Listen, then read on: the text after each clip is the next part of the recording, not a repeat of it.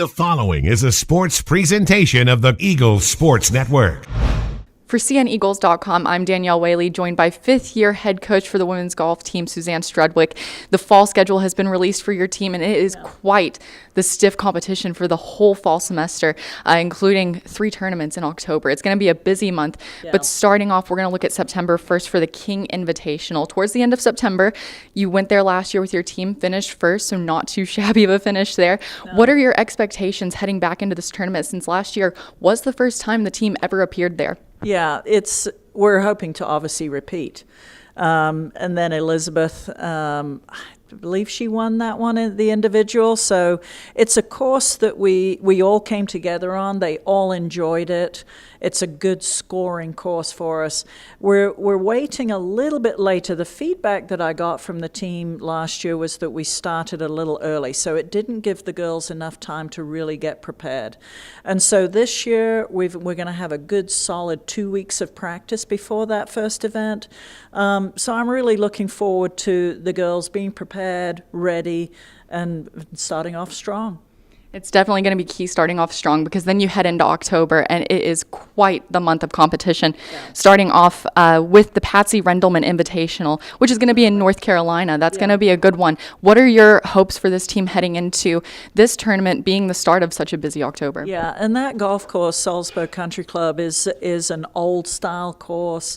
It'll be beautiful, a good competition. Catawba are going to put on a good job of hosting it.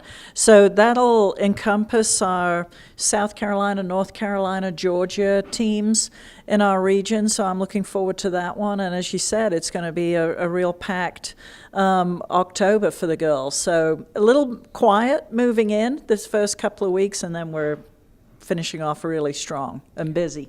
You're absolutely right. Finishing off strong. That's putting it lightly, I would say. It's going to be a busy final week and a half of October. You're going to be finishing off the season in Tennessee, right where you're starting. You're starting in Bristol, but you'll be ending with the Trevecca Invitational, in Old Hickory, Tennessee, and then the Christian Brothers Super Regional preview, and that's going to be huge as well. So how do you go into this mindset for the season, especially with October coming around the corner so quickly, knowing that such serious competition towards the end of the fall slate? Yeah, Trivecca, the event in Nashville, one of the reasons why I wanted to put that one on the schedule is last year they were very gracious when we had the hurricane come through in Florida and we had to cancel out of an event. They were going to let us late entry and come in.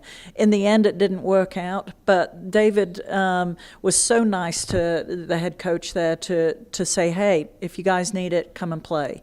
So I wanted to reciprocate and go ahead and commit to that event this year. Plus, we have quite a wealth of talent and team coming from Middle Tennessee. And so my team the last couple of years in recruiting has really come in from that Middle Tennessee area. So one of my other reasons for going there is that, we're going to go back to the heart of where these girls are from. And that's going to be a lot of fun. So, and then finishing up with Christian Brothers, that's where our Super Regionals is going to be in Memphis, and the timing of that couldn't be much better with Elizabeth, this being her senior year, her going back to her hometown.